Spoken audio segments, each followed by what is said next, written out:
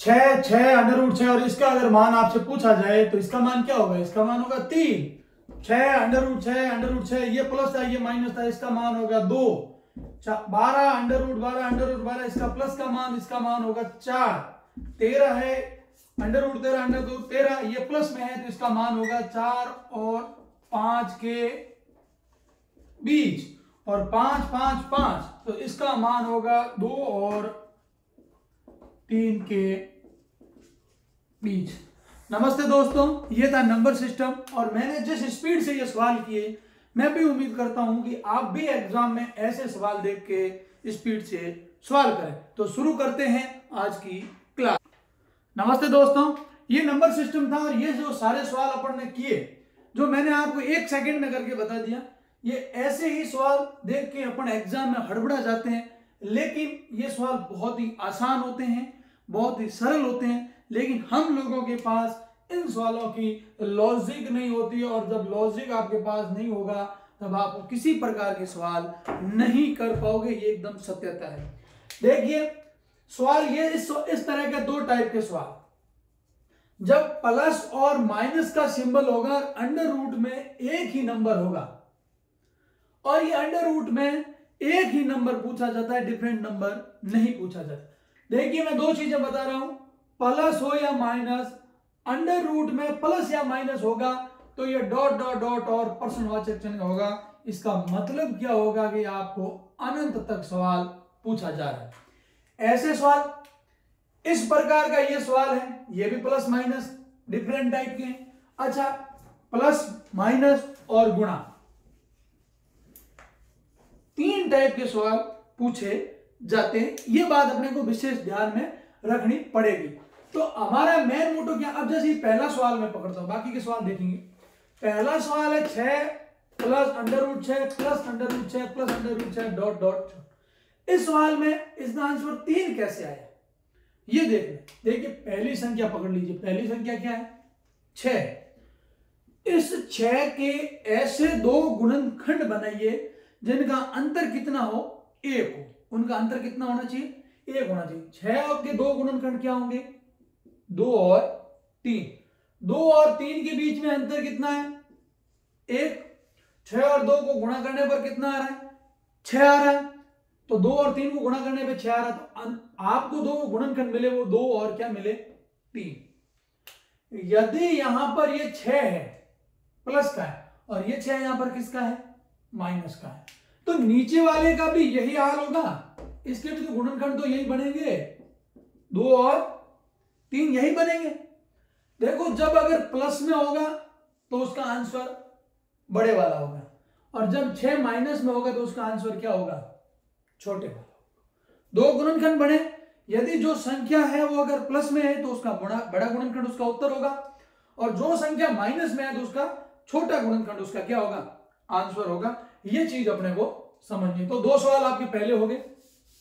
उसके बाद बोला बहुत सर इतना आसान नहीं, अभी बहुत डिफिकल्ट सवाल भी आएंगे इसमें। आसान तो अभी आप देख रहे हैं। ये 12 का क्या करोगे आप बॉस? 12 के 2 गुणनखंड आपको मालूम है, 3 4 12। इनका अंतर कितना है? 1। यानी ये 12 प्लस में है तो इसका आंसर कितना होगा? 4।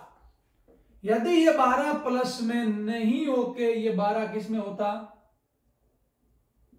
माइनस में होता, तो इसका आंसर क्या होता? इसका आंसर हो जाता 3। आगे बात समझ? अच्छा ठीक, यहां तक भी सही हो गया, समझ में भी आ गया। लेकिन आप तो अब उलझने वाले हो। ये आया 13। 13 के 2 गुणनखंड होते हैं, 1 और 13। इसके अलावा 13 का कोई गुणनखंड नहीं होता है। ये एकदम ध्यान रखने वाली बात है। 13 के 2 ही गुणनखंड होते हैं, एक होता है 1 और उसका होता है 13, लेकिन इनका अंतर कितना है? 12। लेकिन हमारी ट्रिक तो अंतर क्या बता रही थी? 1 बता रही। ऐसे सवालों में जब आपके 13 और उसके बाद में चिन्ह किसका हो? प्लस का हो, तो 13 के बाद बढ़ते जाइए। 13 के बाद में कौन आएगा? 15 16 17 18 19 और 20। 14 के भी 2 गुणनखंड बनते हैं, 2 और 7, लेकिन अंतर 1 का नहीं। 15 का भी 2 गुणनखंड बनते हैं, 3 और 5, लेकिन अंतर कितना है 2। 16 का बनता है 2 और 8 और 4 और 4 नहीं, क्योंकि इनका अंतर आ जाएगा 0 और इनका अंतर आ जाएगा 6। 17 तो बनता ही नहीं। 18 के 2 गुणनखंड बनते हैं, 2 और 9, 3 और 6, लेकिन इनके भी नहीं बन रहा है। 19 का कोई होता नहीं। अब बचा कौन 20 के क्या बनते हैं 4 और 5, और इनके अंतर भी कितना है 1। यानी इस 13 का अगला संख्या आएगी 20, और 20 के गुणनखंड बन रहे हैं 4 और 5, तो हम अच्छे से कह सकते हैं कि इसका आंसर आएगा वो किसके बीच में आएगा 4 और 5 के बीच में रहेगा। और आपके ऑप्शन में भी यही रहेगा। नंबर सिस्टम में याद कर लेना, याद करके समझ लेना। अब आप सर ये तो रह गया प्लस में, यदि यह प्लस नहीं होके यहां पर क्या होता माइनस। प्लस में तो हम किधर बढ़े आगे की ओर, लेकिन माइनस में किधर बढ़ेंगे पीछे की ओर। 13 से जस्ट पीछे की संख्या कौन है 12 के 2 गुणनखंड बन रहे हैं, 3 और 4 बन रहे हैं। तो अगर ये माइनस में होता तो इसका आंसर क्या हो जाता 3 और 4 के बीच। हो गया, हुआ कि नहीं हुआ। ये रीट लेवल में भी पूछे जाएंगे सवाल, ऐसे ऐसे सवाल पूछे जाएंगे। इनका आंसर क्या होगा एसएससी जीडी में ये सवाल पूछा जाता है, रेलवे ग्रुप डी में ये सवाल पूछे जाते हैं, एनटीपीसी के सेकंड टियर में ये सवाल पूछे जाएंगे, SSC CHL CGL SSC CPU में भी ये सवाल पूछे जाते हैं। ये हो गया 13 का।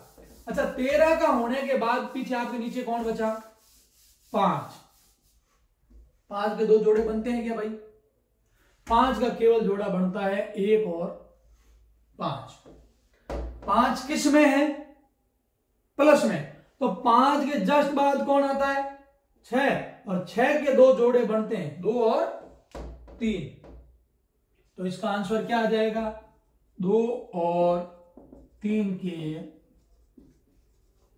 बीच। हो गया ना क्लियर, 2 और 3 के बीच हो गया। यदि यहां पर ये प्लस नहीं होके और यह क्या होता माइनस, तो जब 5 प्लस में था तब तो अपन आगे की तरफ बढ़े, लेकिन 5 जब माइनस होगा तो अपन किधर आएंगे पीछे की तरफ। 5 से पहले कौन 4 के 2 ही जोड़े बनते हैं, या तो 1 गुणा 4 या 2 गुणा 2। यहां तो अंतर है 0, यहां अंतर है 3, तो ये जोड़ा तो काम करेगा नहीं। 4 के बाद में कौन आएगा 3 के 2 ही जोड़े एक ही जोड़ा बनता है 1 गुणा 3, लेकिन यहां अंतर कितना है 2।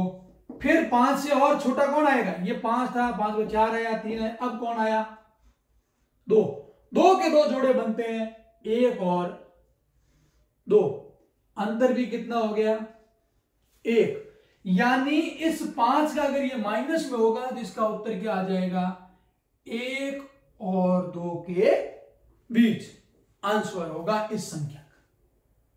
बात समझ में आ गई ना भाई। कहीं अगर कोई प्रॉब्लम हो तो मुझे बताइए कि सर ये हमारे समझ में नहीं आया। बिल्कुल आसान सवाल थे, लेकिन ऐसे सवालों को देखते हुए बारे इतने गुणा कौन करेगा, अरे इनको तुम गुणा करने जाओगे तो अनंत तक गुणा कर लोगे क्या, नहीं करोगे। इनका अनंत तक आप कभी भी गुणा नहीं कर पाओगे। ये एकदम बेसिक नॉलेज है, आपको बेसिक नॉलेज में ही जीना पड़ेगा। जैसे तो आपका सवाल आया ये और 30 minus 30 minus 30 minus 30 minus minus, इसका क्या आंसर आएगा। एक बेसिक बात है, इसका क्या आंसर आएगा। अब कह सकते हैं बॉस हमें मालूम है 30 के 2 जोड़े बनते हैं 5 गुणा 6, 30 इनका अंतर आ गया 1। अब ये माइनस में है तो हम इसका कह देंगे इसका उत्तर होगा 5, और यदि ये 30 किसका होता प्लस का होता तो अपन इसका क्या कह देते उत्तर आ जाएगा 6 आ जाएगा। तो ये स्वाभाविक बात है, ऐसे छोटे छोटे सवालों को आपको समझना होगा। और ये तो कुछ नहीं है, सवाल तो ये आएगा मजेदार। अब इस सवाल का आप क्या करोगे, आसान और बहुत ही बढ़िया सवाल। 1 plus under root 1 plus under root 1 plus under root 1 plus अनंत। इसका क्या आंसर होगा? 1 का जोड़ा तो क्या होगा? 1 गुणा 1, लेकिन 1 में से 1 गया तो इसका अंतर क्या हो गया? 0। लेकिन अंतर हमें क्या चाहिए? 1। तो 1 से हम आगे बढ़ेंगे तो 1 के बाद कौन आता है? 2। और 2 के 2 जोड़े बनते हैं 1 गुणा 2। 2 में से 1 गया तो उत्तर भी 1 आ रहा है। तो हम इसका कह सकते हैं कि इसका जो होगा वो किसके बीच होगा? 1 और 2 के बीच। अब ये कुछ कहोगे कि सर 1 और 2 के बीच या 2 और 3 बीच काफी क्या है? मैं ये नहीं कह रहा हूं। ये हो सकता है 1.11 और 1.99 हो, लेकिन वो 1 से बड़ा होगा और 2 या 2 से छोटा होगा। ये इसका आंसर रहेगा। आपके एग्जाम में यही दिया जाएगा, 1 और 2 के बीच में। प्लस में तो आया 1 और 2 के बीच। यदि ये भाई साहब ये क्या हो जाता है, यहां पे माइनस हो जाता तो क्या करते हैं? 1 का तो कुछ बढ़ता नहीं है, तो भाई अपन यही तो करते हैं, 1 2 3 4 5 यूं लिखते हैं। 1 के बाद इधर क्या होगा? 0 होगा, इधर -1 होगा, इधर -2 होगा, इधर -3 होगा। अब आओ अपन 0 पे। 0 के क्या 2 टुकड़े बनेंगे? 0 का टुकड़ा बनता है 0 गुणा 1। 1 और 0 को गुणा किया तो 0, और 1 में से 0 घटाएंगे तो क्या बचेगा? 1। यानी इसका अगर माइनस में होगा तो इसका उत्तर आएगा 0 और 1 के बीच या मध्य। प्लस जोड़ के गुणा बाकी के, यानी प्लस माइनस के ऐसे सवाल जब भी आए आपको पैनिक होने की जरूरत नहीं है। नंबर सिस्टम में आप 1 सेकंड में ये सवाल बना सकते हो, और अगर 1 सेकंड में आप ये सवाल नहीं बना पाए तो फिर मेरे हिसाब से आपको गणित नहीं पढ़नी चाहिए, आपको ये गणित छोड़ देनी चाहिए। यदि आपको वीडियो अच्छा लगा है यहां तक, अगर कोई देख रहा है तो वीडियो को अच्छा लगे तो ही सब्सक्राइब करना और इस चैनल को शेयर करना, क्योंकि आप लोग जब तक शेयर नहीं करेंगे तब तक हम आगे नहीं बढ़ेंगे। जैसे ये एक और मैं आपको बता देता हूं, ये आ गया 11 माइनस 11 माइनस 11 माइनस 11 माइनस, इसका क्या आंसर होगा?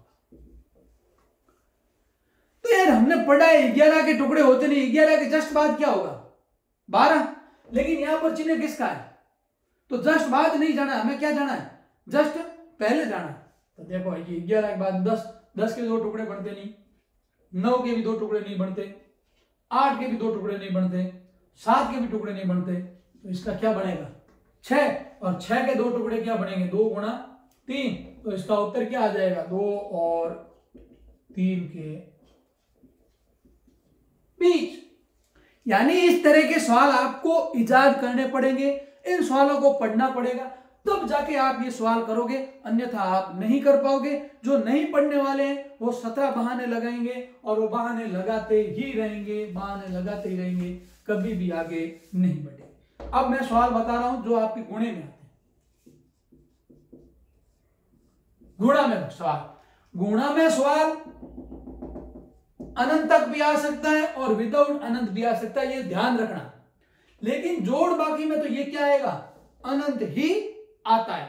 अब गुणे का जैसे मैं आपको एक सवाल बता देता हूं, जैसे एक स्वाभाविक बात है, जैसे मैंने आपको बता दिया ये √2 √2 √2 √2 और इस तरह का, ये एक सवाल। दूसरा सवाल आपका हो गया √3 √3 √3 √3 √3 और ये इस तरह का। जब इस तरह के सवाल हो और जिसमें डॉट डॉट यानी क्या हो? अनंत तक हो, यानी उसमें क्या हो? डॉट डॉट तक हो, तो आप इन सवालों का जो भी आपको उत्तर दिया हुआ है वही इसका क्या हो जाएगा? उत्तर। जो ही पूछा गया है वही इसका क्या हो जाएगा?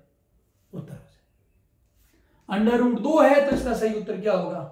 2। √3 है तो इसका सही उत्तर क्या होगा? 3। अब यदि यही सवाल डॉट डॉट नहीं होता,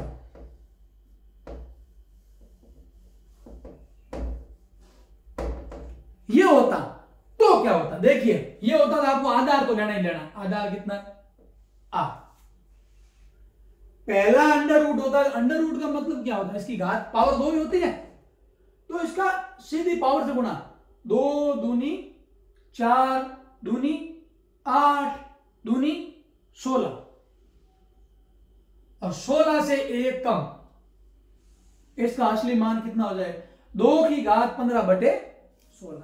फिर इसका बताओ क्या होगा, आधार क्या है 3, 2 दूनी 4, 4 दूनी 8, 8 दूनी 16, 16 दूनी 32, 1 कम। जितने अंडर रूट है उनका आपस में क्या करो, गुणा, और किससे गुणा करोगे, 2 से, क्योंकि अंडर रूट का मान कितना होता है, घात 2 ही होता है, स्क्वायर होता है ये। अभी इसमें अगर और ये हो जाता तो कौन सा यहां बम टूट जाता, सीधा सवाल।